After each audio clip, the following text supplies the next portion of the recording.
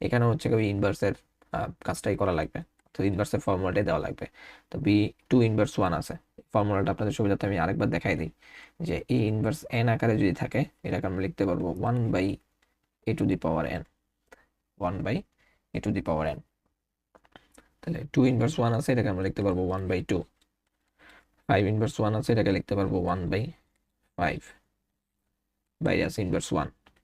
তাহলে এখানে যদি আমি লসাগু করি, লসাগু হবে হচ্ছে 10। তাহলে এখানে হবে 5 + 2 ইনভার্স ওয়ান। এখানে হবে 7/10 ইনভার্স ওয়ান। এটাকে হচ্ছে আমরা লিখতে পারবো 1/7/10, 1 এটা উল্টায় যাবে 10/7, তাহলে হচ্ছে 10/7। এটা হচ্ছে আমাদের অ্যান্সার। বুঝতে পারছেন? আমি কিন্তু জাস্ট সলভ করে দিচ্ছি আর কি। আহ, এই ফর্মুলা পারলে আপনাদের আশা করি এই ম্যাথে কোনো সমস্যা হওয়ার কথা না আর কি।